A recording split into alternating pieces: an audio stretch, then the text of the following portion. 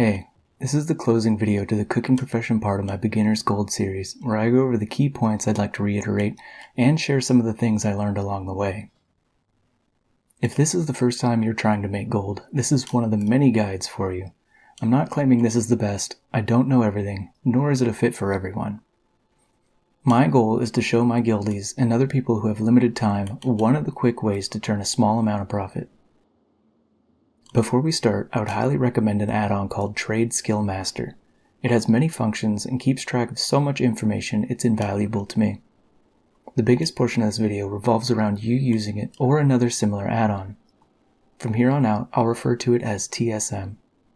So without further ado, let's dive in. Step 1. There's a saying, you need money to make money. And that's the starting principle this guide follows. You will need capital to even begin making a profit. There are many ways to obtain this starting amount, from questing, to running old content, to mat farming. A good example would be to farm current content herbs to start. Depending on your server, they sell fairly quickly and/or for a decent amount. You can also farm for ore, cloth, leather, or any crafting material. I'd like to break here to mention something I've learned and would do differently the next time I start from scratch. Pick the material you'll be crafting with. If you plan on cooking like I did, farm up the meat and/or fish to earn the initial investment.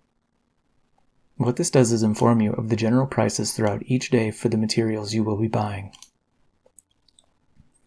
So when you jump into your main profession, you'll know when and how often you'll be able to purchase those materials at the price points you need or want.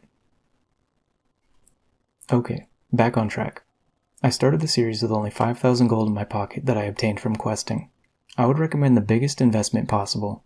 The more you can invest, the better. What happened during the first 5 videos out of the 6 leading up to this was absolutely no profit, because any profit I made was being reinvested right back into the profession. From the initial 5,000 gold, I was able to produce 113,000 gold in gross sales for the month. All of those sales were immediately reinvested back into the profession. The first week after that month, I made 12,000 gold in profit alone, over doubling the initial investment. The 5,000 gold I invested 5 weeks before was earned back and officially earning gold on top of itself. As you can see from this example, if I had invested a larger amount, I would have been able to start turning a profit sooner. So don't be afraid to obtain a larger amount of capital. Step 2. This could be a critical point for you. You might find you had enjoyed farming for materials, or running old content, or just questing for your gold. You could even choose to stay with those, making the rest of this video moot to you. If you chose to go into a crafting profession, whether to supplement your farming or to focus on, start by looking only at the current content and obtain any and every recipe possible. To help you choose, here's a little bit of information from my personal experience. Remember, this may or may not be true depending on your server's economy. Consumable items sell the most and quickest, giving you the immediate profit, but the margins tend to be smaller. While Transmog does sell slower, it does sell. The more Transmog variants you can post, the larger returns you'll see. Transmog tends to have larger margins for this reason. In the experiment I did leading up to this, I chose to use cooking as my starting profession. I did that because the state of the game at the time gave allowance to an extremely easy start. I was able to sell endgame content food that benefited horrific visions starting from cooking level 1. If you were to choose any consumable profession to start, it would be highly recommended to choose Alchemy. Alchemy is a hot commodity. People buy it up faster than you can craft it. But the downside is, people are sure to undercut you faster than it will sell. I personally like consumables a lot because of how quickly the items move. It's nice to see the gold rolling in. Whether or not they give profit is determined by you and the market, but they do in fact sell quickly. I'm not trying to pitch consumable crafting professions to you. In fact, in the next phase for the series I'm doing, I'll be going into a transmog profession. Step 3. Now that you have current content near completion, this is where you go through the list of old content recipes for your profession and decide which ones you want to obtain and which ones you will craft. The TSM add-on will show in the tooltip how many of the items sell per day in your region and how many postings it will average out to for you as an individual. Both of these are obtained via other TradeSkillMaster users. Yes, those numbers are separate. You are not the only one selling that item.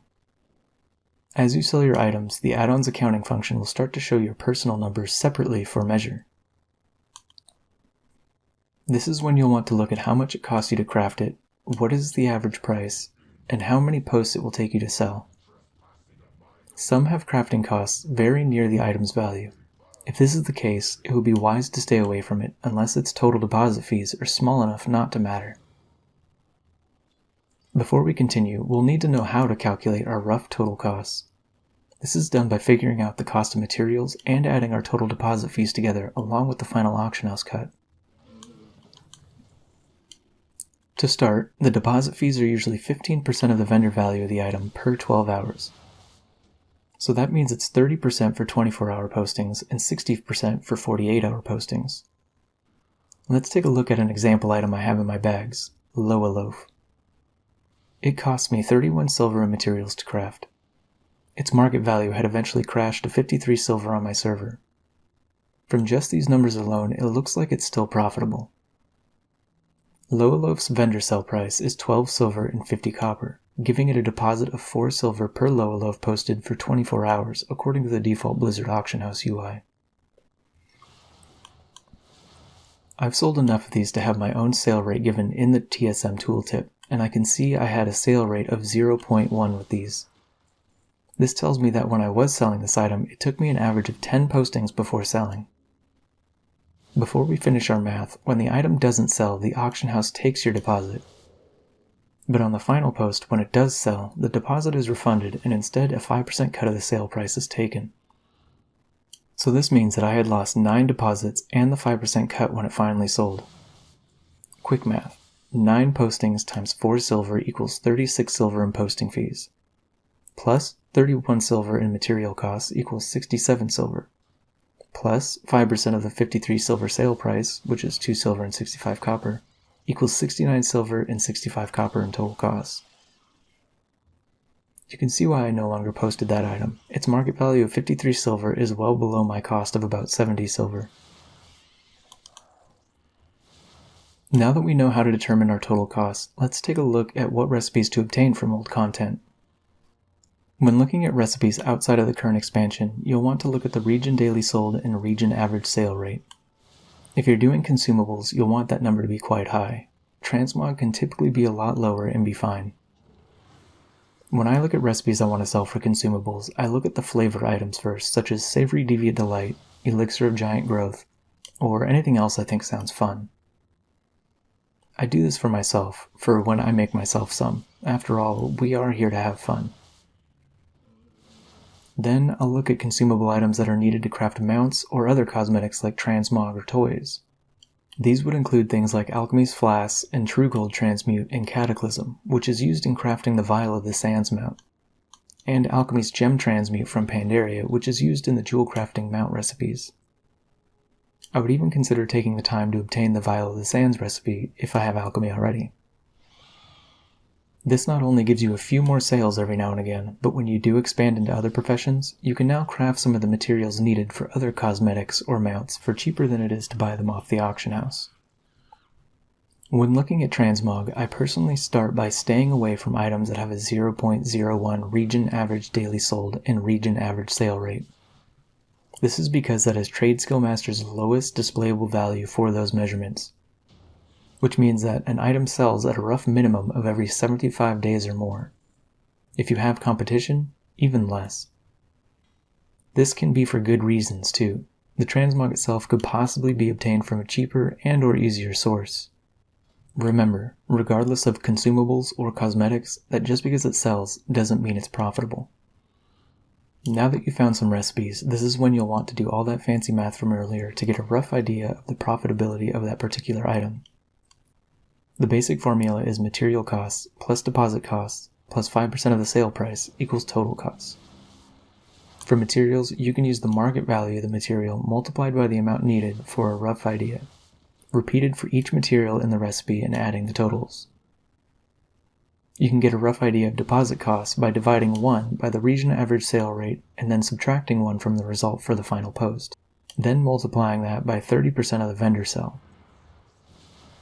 For the 5% of the sale price, you can use the market value of the item being sold and multiply that by 0.05. Adding these three will give you a very rough idea of what your total costs for that item will be, allowing you to figure out how profitable, if at all, it will be. I would like to expand on an important point. Oftentimes you will find the materials listed for less than the market price.